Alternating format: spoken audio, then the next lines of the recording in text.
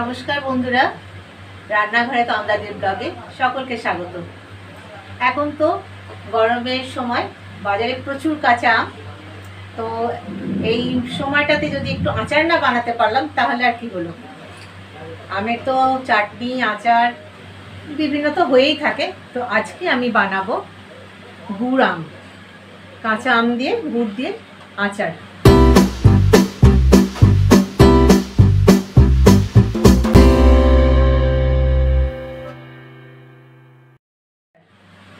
তার জন্য আমি কি নিয়েছি, আমি এখানে নিয়েছি 2 কেজি মতন কাঁচা আম, সেটাকে আমি এইভাবে ছোট ছোট পিস করে বনিয়ে রেখেছি। আর গুড় আম করতে গেলে যতটা আম নিতে হবে ততটাই আমি গুড় নিয়ে থাকি। এর সাথে চিনিটা দিলে ভালো হয়, তো আজকে আমি আর চিনিটা দেবো না, গুড় আমটা অনেক দিন বেশি পর্যন্ত থাকে। তো এখানে আমি 2 কিলো মতন গুড় নিয়েছি, আর নিয়েছি আচারের মশলা একটা, সব রকম মিশিয়ে আচারের একটা মশলা। এবারে আমি এটাকে তার সঙ্গে নিয়েছি একটা বড় কড়াই, কারণ 2 কেজি আম তো, এটার জন্য তো ছোট জায়গায় হবে না। দেখুন বড় একটা কড়াই নিয়েছি। এবার আমি এটাকে তৈরি করব। আমি এখানে কড়াইয়ের মধ্যে কিছুটা তেল দিয়ে দিয়েছি। বেশি তেল দেবো না, তাহলে আচারে একটা তেল কাট গন্ধ এসে যায়। তেলটা আমার গরম হয়ে গেছে, তাতে দিয়ে দিচ্ছি আমি একটু 5 ফোড়ন, আর দিচ্ছি আমি গোটা 4 কাঁচা লঙ্কা, শুকনো লঙ্কা। এটাকে একটু নেড়ে নেব। এরপর আমি আমগুলো এক একে দিয়ে দেবো।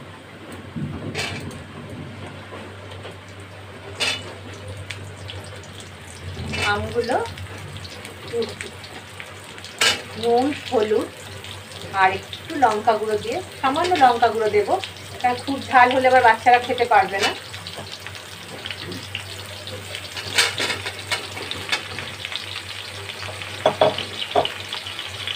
আমগুলো আমি একটু ভেজে নেব। আম তো খুব বেশি ভাজা হবে না,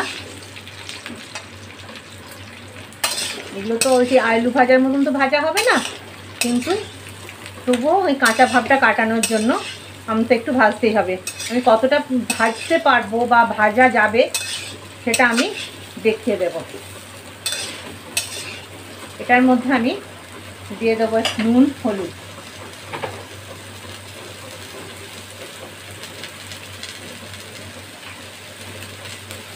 নুনটা পরিমাণ মতন দিতে হবে, স্বাদ অনুযায়ী। আর দিচ্ছি আমি হলুদ, দেব ছোটো চামচের 1 চামচ লঙ্কা গুঁড়ো।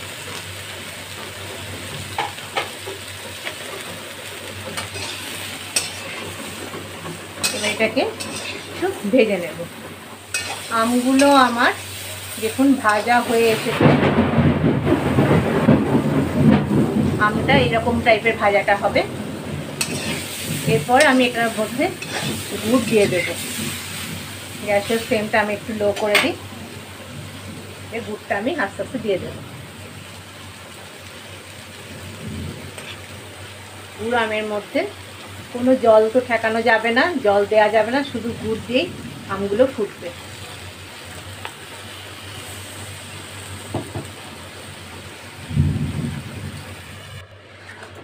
আমি গুড়টা সব আমের মধ্যে দিয়ে দিলাম। এবার এই গুড়টা ভালো করে আমের সাথে আমি মাখিয়ে দেব। গুড়টা যতক্ষণ পর্যন্ত না গলছে ততক্ষণ একটু নেড়ে যাব। গুড়টা গলবে, গলে আমের সাথে ফুটতে হবে। এভাবে গুড়টা ভালো করে আমের সাথে নাড়তে হবে। গুড়টা আস্তে আস্তে গলে যাচ্ছে।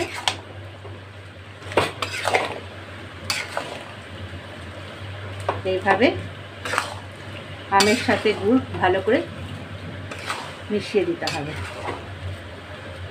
গুড়টা ফুটে আমের মধ্যে যতক্ষণ না ঢুকছে ততক্ষণ পর্যন্ত আমাদের অপেক্ষা করতে হবে। এইভাবে গুড় গলে গেছে, গুড়ের সাথে আমটা এইভাবে ফুটছে দেখুন।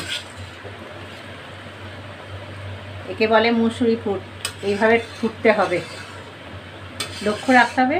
গুড়টা তো এখন আরেকটু মরবে, আমের ভেতরে এখনও ঢোকেনি, আমগুলো এখনও শক্তই আছে। আপনাদেরকে আবার আমি দেখাবো। আচ্ছা, আমটা এভাবে গুড়ের সঙ্গে ফুটছে, এখনও আমার এটা সময় লাগবে। এর কতগুলো টিপস আপনাদের বলছি। গুড়টা দেখুন এভাবে জলের মতন পড়ছে, তার মানে এখনও আমার দেরি আছে, এখনও আমার এটা এখনও তৈরি হতে সময় লাগবে। ততক্ষণ পর্যন্ত আমি আচারের মশলাটা রেডি করে নিই। এটা আমার আস্তে আস্তে ততক্ষণ ফুটে যাক। ফ্লেমটা একটু সামান্য কমিয়ে দেবো, নাহলে গুড় তো তলায় ধরে যাবে। আচারের মশলাটা আমি নিয়েছি,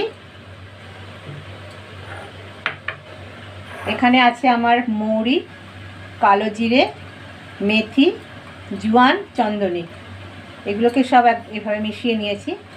এবার এটাকে আমি একটু ভেজে নেব।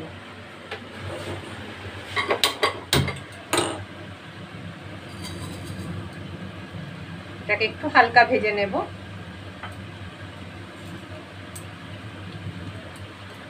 ভেজে ঠান্ডা করতে দেব, ঠান্ডা না করলে আমি এটাতে মানে গুঁড়িয়ে নিতে পারবো না, সেই জন্য এখন একটু ভেজে আমি ঠান্ডা করতে দিয়ে দেবো। তার মাঝখানে একবার এটা আমি একটু নেড়ে দিই।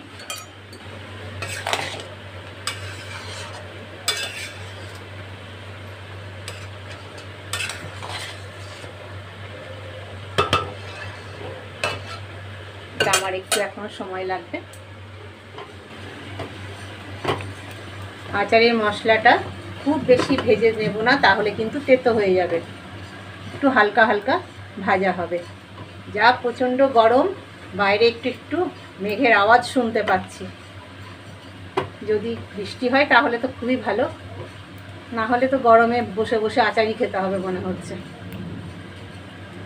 মশলাটা আমার ভাজা হয়ে গেছে, আমি এবার ঠান্ডা করবার জন্য এটাকে কিছুক্ষণ রেখে দেব। আচারে যে মশলাটা আমি ভেজে রেখেছিলাম সেটা আমি এবারে গুঁড়িয়ে নিচ্ছি।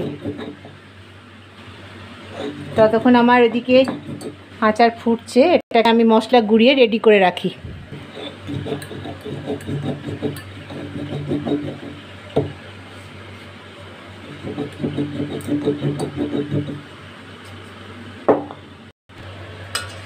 গুড় আম আমার হয়ে এসছে। আমগুলো যেরকমভাবে গুড়ের সাথে মিশে কীরকম ফুলে ফুলে গেছে, গুড়টাও মরে গেছে। এই যে এইভাবে হবে। এই গুড়টা একটু ঠান্ডা করে এইভাবে দেখে নিতে পারেন যে আমার হয়েছে কি হয়নি। এইভাবে স্প্রিং করবে।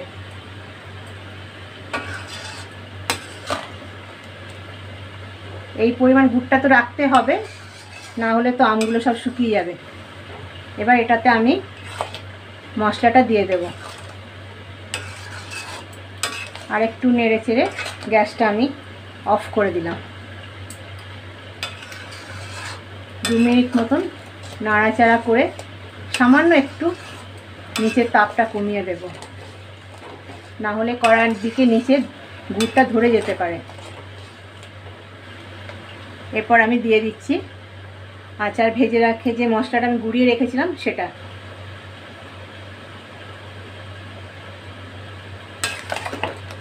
এইভাবে একটু করে দিতে হবে আর নাড়তে হবে।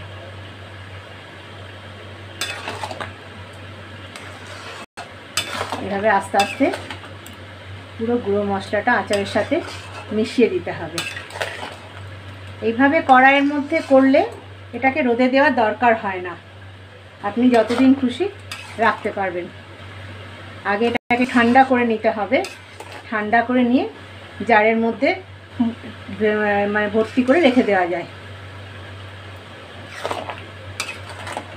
এভাবে আমি আস্তে আস্তে সব মশলাটা মিশিয়ে দিচ্ছি। আমার সব মশলা মেশানো হয়ে গেল। গুড় আম আমার তৈরি, গুড়ের আচার, আম দিয়ে গুড়ের আচার। রোজ আমরা একটু করে নিয়ে নিয়ে খেতে পারবো, সেইভাবেই তৈরি করা হয়। আমার তৈরি হয়ে গেছে। এবার এটাকে আমি একটা প্লেটে দেখিয়ে দেবো, এই দেখুন। তারপর ঠান্ডা হলে এটাকে জারের মধ্যে ঢোকাতে হবে। আমি এবার একটু প্লেটিংয়ে নিয়ে আসছি। আমের আচার, গুড় দিয়ে আমের আচার আমার তৈরি হয়ে গেছে। দেখতে এরকম হবে। আমি কিভাবে করেছি আপনারা তো দেখেছেন। কেমন লাগলো কমেন্টে জানাবেন, লাইক করবেন, শেয়ার করবেন। যারা ফেসবুকে দেখবেন ফলো করবেন, আর ইউটিউবে যারা দেখবেন সাবস্ক্রাইব করবেন। Thank you.